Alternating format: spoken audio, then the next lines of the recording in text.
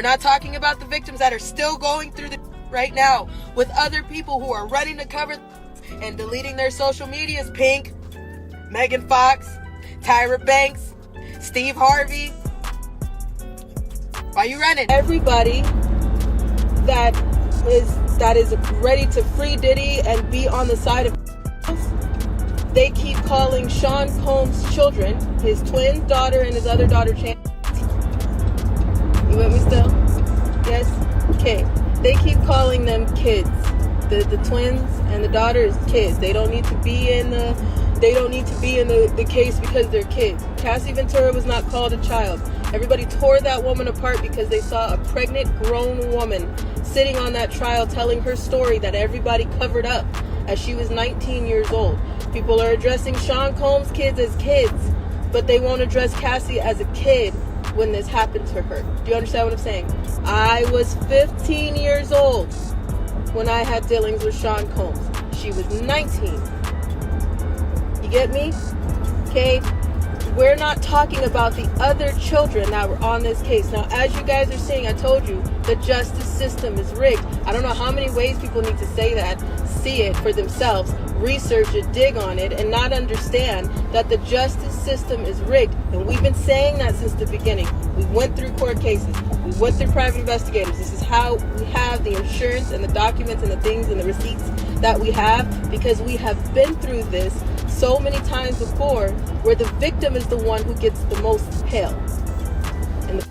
The most recent attempt on her life turned into shocking headlines, right in the middle of Diddy's trial, with rumors swirling about her being called to the stand.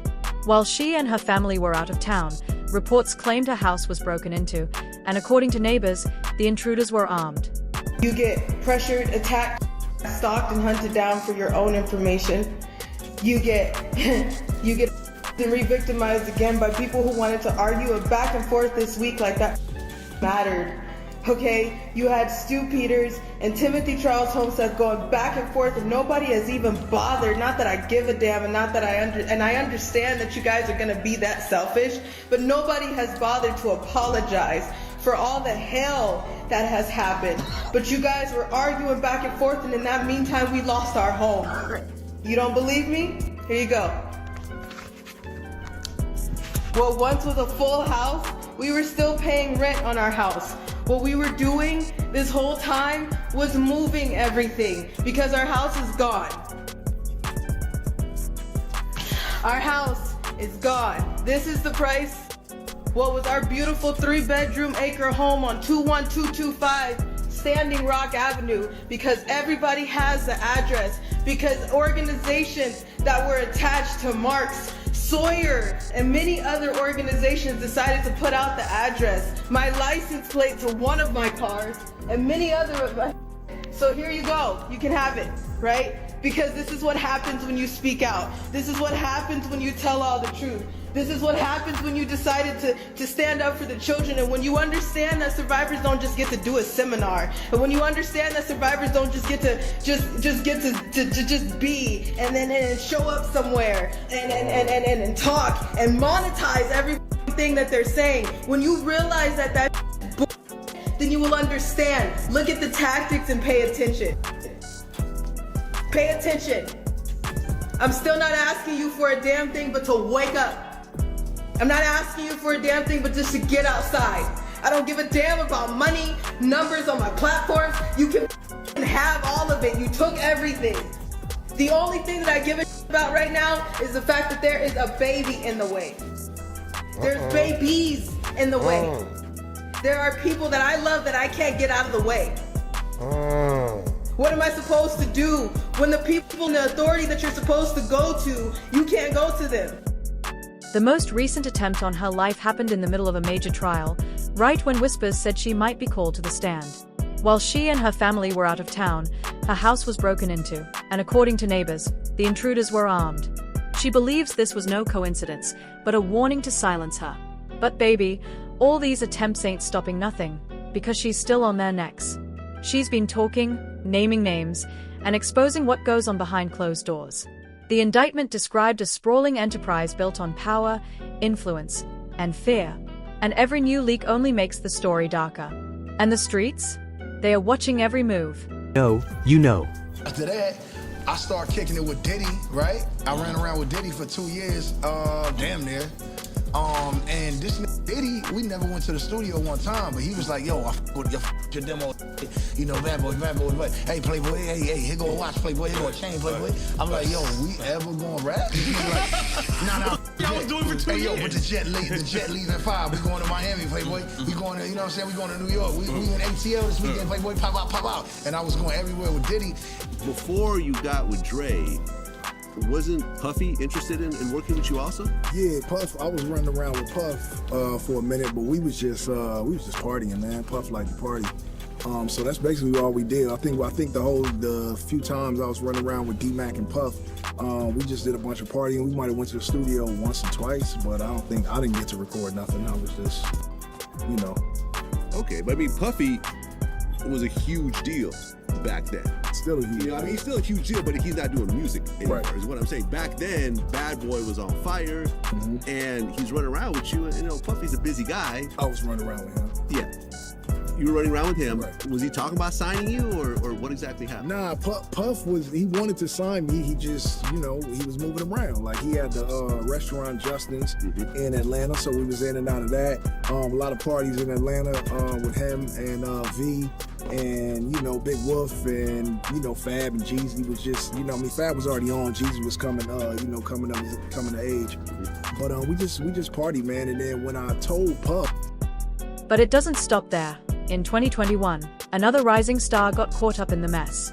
Rumors swirled about luxury trips, mysterious Instagram posts, and a lifestyle that didn't match his bank account. People began asking the obvious question: who was really footing the bill? Then his ex jumped on IG and dropped bombshell claims about what she saw behind closed doors. And of course, the story only got messier when leaked emails hinted at secret relationships, hidden footage, and scandals that stretched back years. According to insiders, this wasn't about justice anymore, it was about protecting power, no matter the cost. FBI covered it up for how long? This case was back in 2000, early 2000, right? So let's talk about who's guilty here. The DOJ released a video that at first everybody said they couldn't find a video of Cassie Ventura being... They couldn't find it, it didn't exist. You saw one clip, and then you saw DOJ release another clip to the news. So the DOJ had that clip to begin with. So the people who are telling you that they don't have the Epstein file, they're full of shit. What other way do you want me to explain that? They're lying to you. The ones that are telling you, Pam Bondi, that she only had a little bit, it is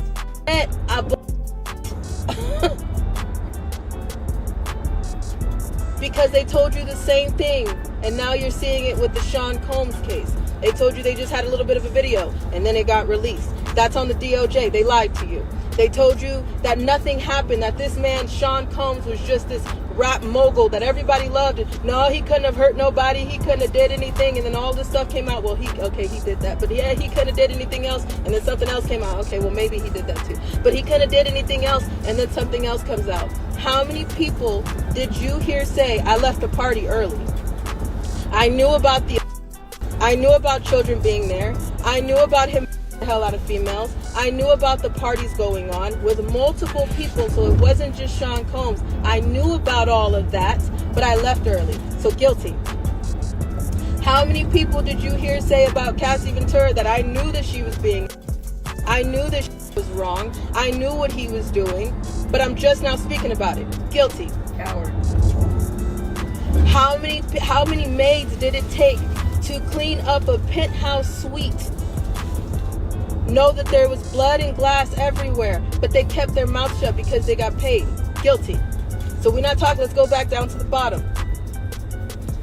The hotel manager that you guys never seen his face at first of this hotel, he heard the screaming. He knew what was going on. He knew that Sean Combs was in there. He knew that he had other girls with him. He knew what was going on. He had the footage. He talked to the security. That hotel manager is who took that footage from the security and said, okay, hand me some money or help me be quiet. I'm going to shut the hell up. You did not hear anything from that hotel manager until now. But they told you, that hotel manager, if you would have went back then, they would have told you, no, we don't know anything. Cover up. Guilty.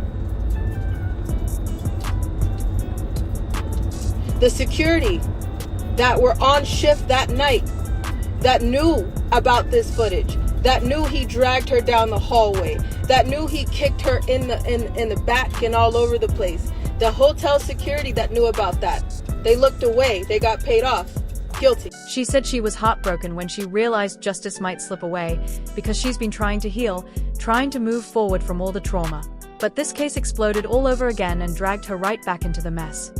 I think they're dropping the charges. I was like, I am hurt, I am angry, and I am still healing. And it is harder than hurting. Trust me when I say that. I am trying. I have been in denial for a little bit. I walked away to get clean. I tried to go take my life back. I wanted some type of peace. I wanted to give a damn about somebody saying they love me just because they love me. I didn't want anybody because they wanted me or my body or what they could do to me. I'm nobody's puppet. I'm nobody's toy. I'm nobody's punching bag anymore. And that's all I ever wanted. Do you